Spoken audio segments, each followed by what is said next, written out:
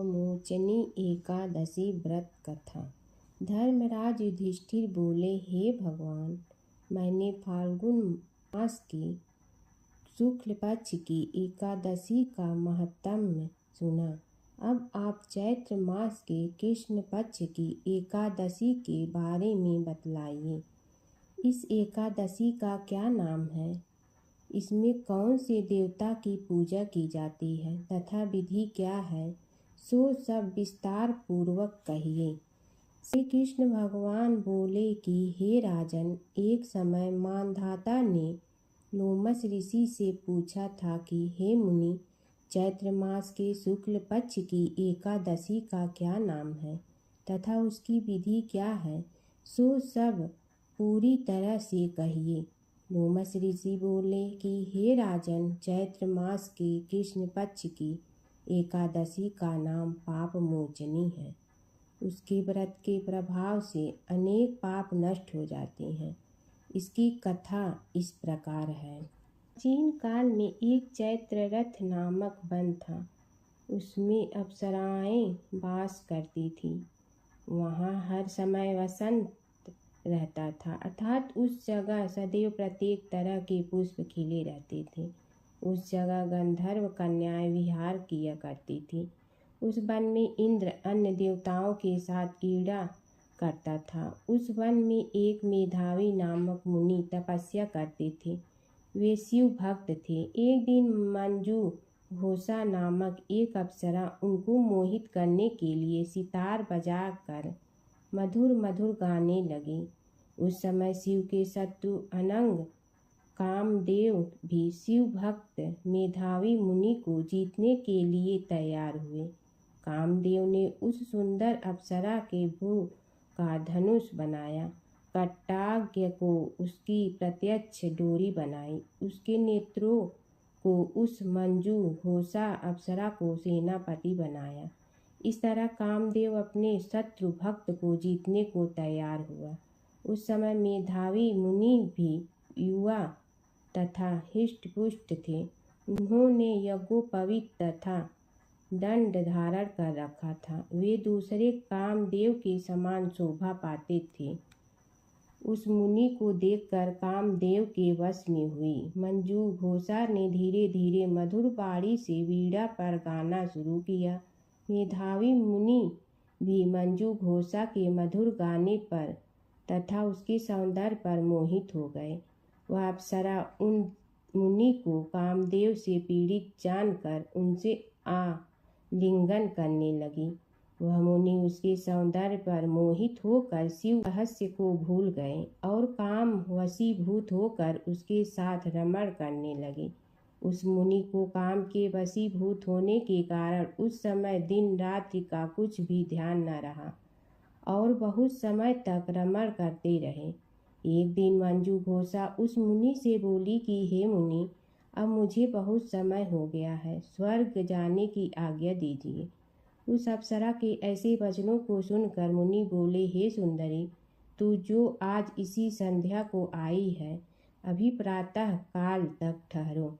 मुनि के ऐसे वचनों को सुनकर अप्सरा उनके साथ रमण करने लगी और बहुत समय बिता दिया। फिर उसने मुनि से कहा, हे देव, अब आप मुझे स्वर्ग जाने की आज्ञा दीजिए। मुनि बोले, अभी तो कुछ भी समय नहीं हुआ है, अभी कुछ देर ठहरो। इस पर वह अप्सरा बोली, हे मुनि, आपकी रात्रि तो बहुत लंबी है। अब आप सोचिए कि मुझे आपके पास आए कितना समय हो गया। उस अप्सरा के वचनों को सुनकर मुनि को ज्ञान प्राप्त हुआ और समय का विचार करने लगे। जब रमण करने से उसका प्रमाण 57 साल 7 माह और 3 दिन ज्ञात हुआ तो उस अप्सरा को काल का रूप समझने लगे। वह महान क्रोधित हुए और उस तप नाश करने वाली अप्सरा की तरफ देखने लगे। उनके अधर कांपने लगे और इंद्रियां व्याकुल होने लगी। तब मुनि उस अप्सरा से बोले, रे दुष्टे, मेरे तप को नष्ट करने वाली तू अब मेरे श्राप से पिशाचिनी हो जा। तू महान पापिन और दुराचारणी है, तुझे धिक्कार है। उस मुनि के क्रोध युद्ध श्राप से वह पिचासनी हो गई। तब वह बोली, हे मुनि, अब मुझ पर क्रोध को त्याग कर प्रसन्न हो जाओ और इस श्राप का निवारण कीजिए। विद्वानों ने कहा है, साधुओं की संगत अच्छा फल देने वाली है, इसलिए आपके साथ में मेरे तो बहुत वर्ष व्यतीत हुए हैं, अतः अब आप मुझ पर प्रसन्न हो जाइए। तब मुनि को कुछ शांति मिली और उस पिशाचनी से बोले, रे दुष्ट, तूने मेरा बड़ा बुरा किया है, परंतु फिर भी मैं श्राप से छूटने का उपाय बतलाता हूँ। चैत्र माह के कृष्ण पक्ष की जो एकादशी है उसका नाम पाप मोचनी है। उस एकादशी का व्रत करने से तू पिशाचनी की देह से छूट जाएगी। इस प्रकार मुनि ने उसको समस्त विधि बतला दी और अपने पापों के प्रायश्चित के लिए अपने पिता चैवन ऋषि के पास गए। चैवन ऋषि अपने पुत्र मेधावी को देखकर बोले, रे पुत्र, यह तूने क्या किया? तेरे समस्त तप नष्ट हो गए हैं। मेधावी बोले, हे पिताजी, मैंने बहुत बड़ा पाप किया है, आप उससे छूटने का उपाय बतलाइए। चैवन ऋषि बोले, हे तात, चैत्र मास की कृष्ण पक्ष की पापमोचनी नाम की एकादशी का विधि तथा भक्तिपूर्वक व्रत करो, उससे तुम्हारे समस्त पाप नष्ट हो जाएंगे। पिता के वचनों को सुनकर मेधावी ऋषि ने पापमोचनी एकादशी का विधि पूर्वक उपवास किया।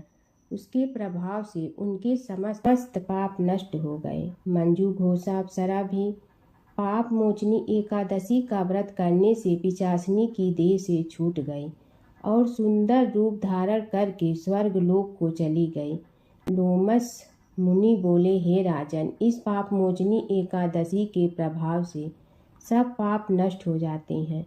इस एकादशी की कथा के श्रवण व पढ़ने से 1000 गौ दान करने का फल मिलता है। इस व्रत के करने से ब्रह्म हत्या करने वाले, स्वर्ण चुराने वाले, मद्यपान करने वाले, अगम्यागमन करने वाले आदि के पाप नष्ट हो जाते हैं और अंत में स्वर्ग लोक को जाते हैं। रस माता की कहानी। एक बूढ़ी माँ ने एक बार एकादशी का व्रत रखा। बड़ी ही भाव भक्ति से पूजा अर्चना की। उन्हें वृद्धावस्था में क्या बाधा थी? वे तो अपने पुत्र पौत्र की सुख सुविधा के लिए व्रत रखने लगी थी। वे दिन भर तो जरा कठोर मन करके अपनी प्यास को रोके रही। दिन में पूजा पाठ किया, कथा सुनी और पंडित जी को मिट्टी के पात्र में भर कर पानी और ऋतुफल दान में दिए। दोनों भर कर वितरण किया। उन्हें गर्मी के कारण बहुत बेचैनी हो रही थी। इस कारण से बड़ी देर तक पानी में पड़ी रही और पानी के कुल्ला करती रही, मुंह धोती रही। तब कहीं थोड़ा बहुत धैर्य बंध पाया। धूप तो तेज पड़ ही रही थी, इस कारण बार बार मुंह सूख रहा था। बूढ़ी माँ बहुत बेचैन हो रही थी। एक बुढ़ापा और दूसरे भयंकर गर्मी। वृद्धावस्था की स्थिति को कुछ दूसरी ही प्रकार की होती है। जैसे तैसे रो धो के दिन कट पाया। अब पहाड़ सी रात सामने थी, उसको काटना बड़ा ही कठिन दिखाई दे रहा था।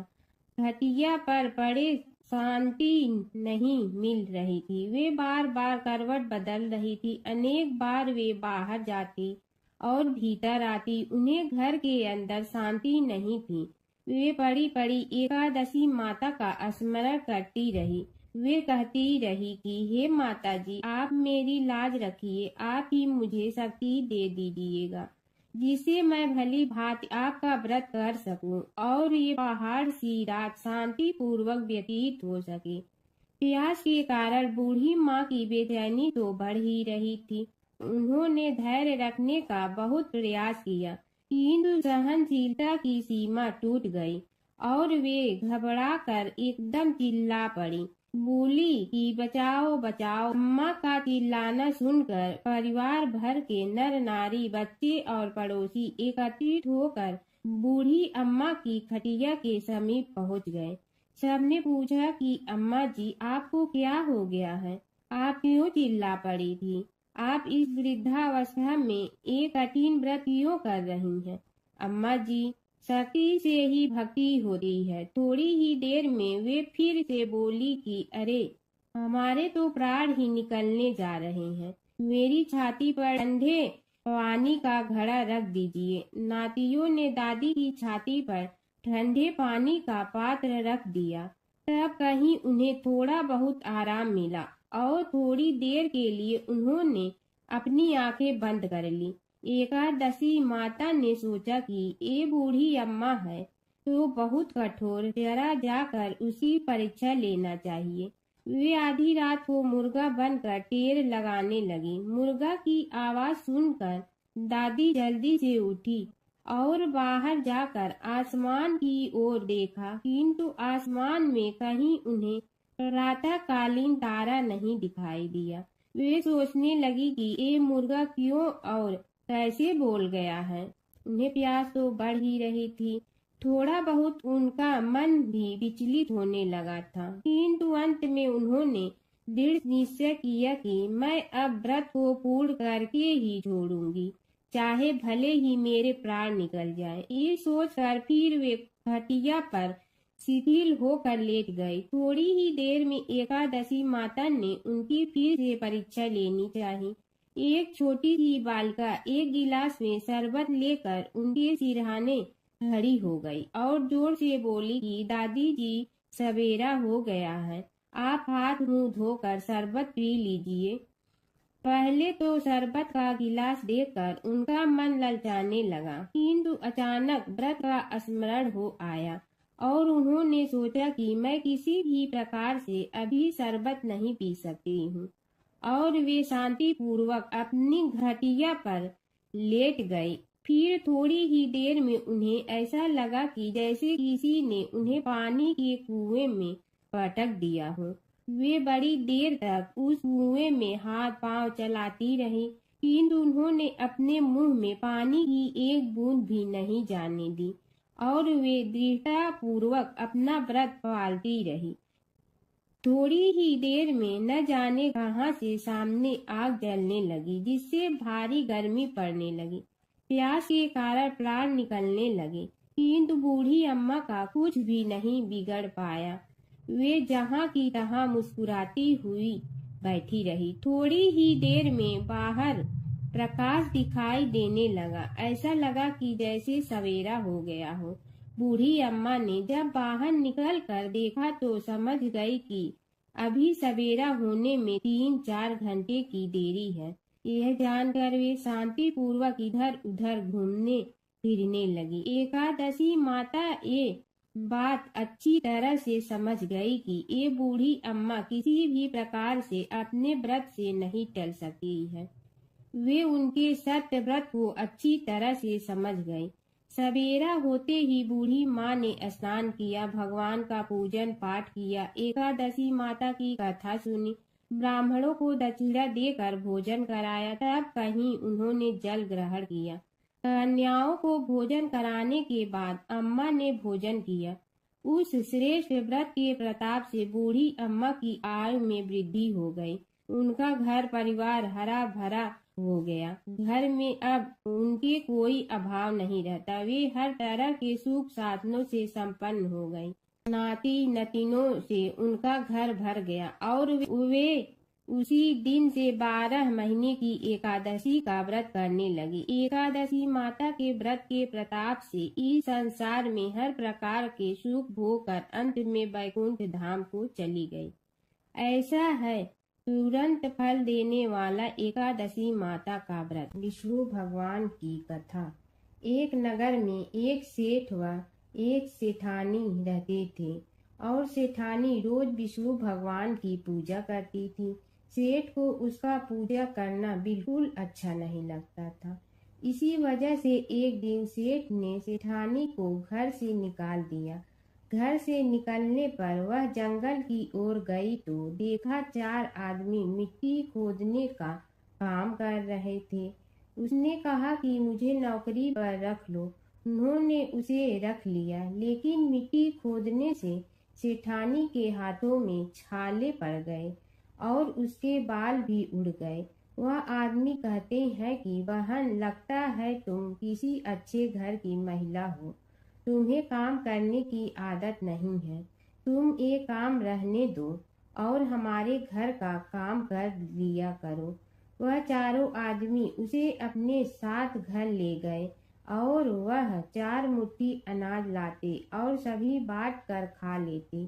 एक दिन सेठानी ने कहा कि कल से 8 मुट्ठी अनाज लाना।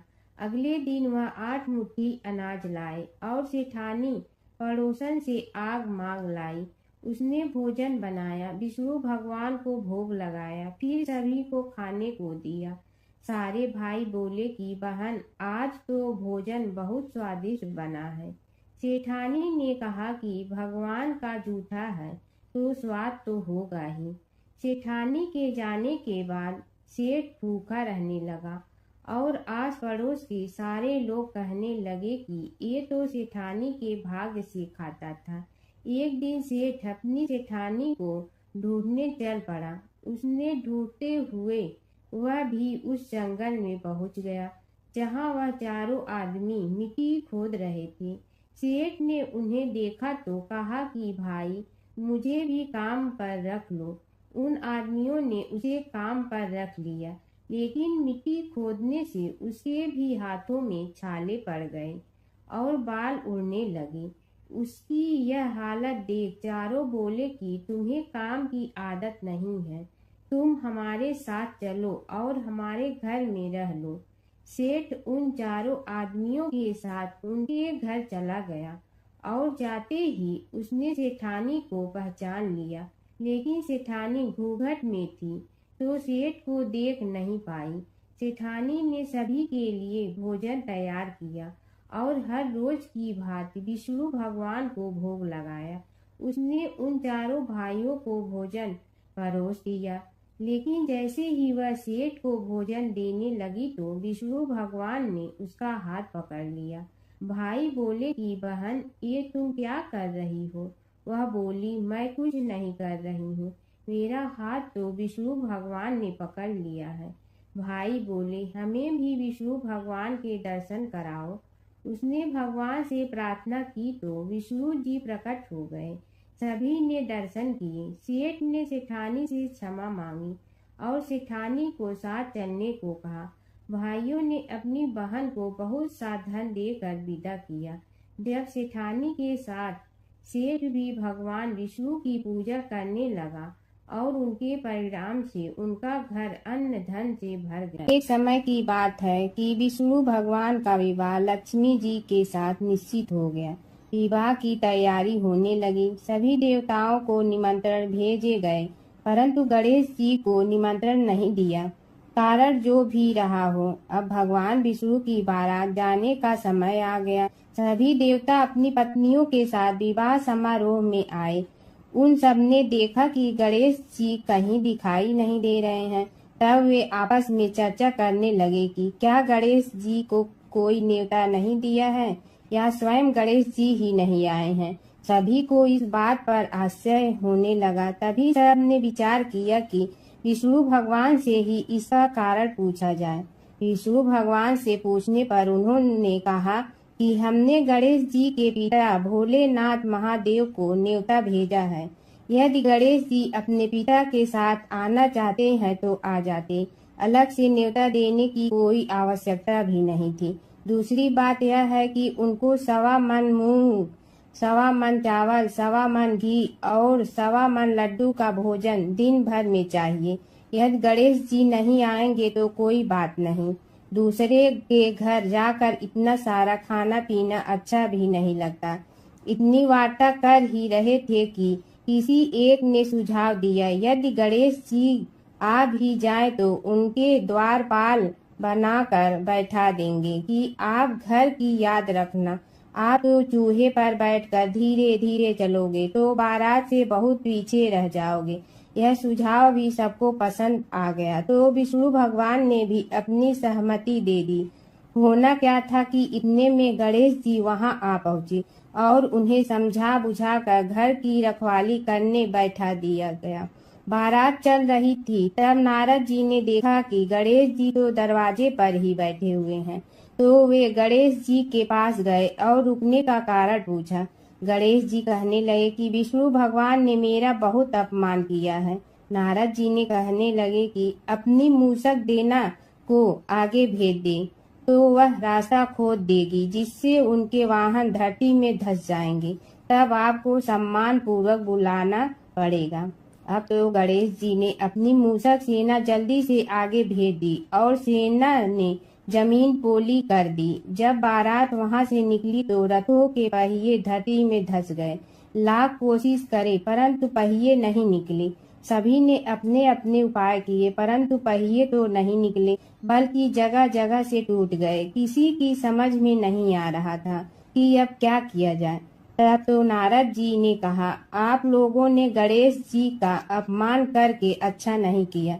यदि उन्हें मना कर लाया जाए तो आपका कार्य सिद्ध हो सकता है और यह संकट टल सकता है। शंकर भगवान ने अपने दूत नंदी को भेजा और वे गणेश जी को लेकर आए। गणेश जी का आदर सम्मान के साथ पूजन किया। तब कहीं रथ के पहिए निकले। अब रथ के पहिए निकल के परंतु टूट फूट गए तो उन्हें सुधारे गए। पास के खेत में खाती काम कर रहा था, उसे बुलाया गया। खाती अपना कार्य करने के पहले श्री गणेशाय नमः कहकर गणेश जी की वंदना मन ही मन करने लगा।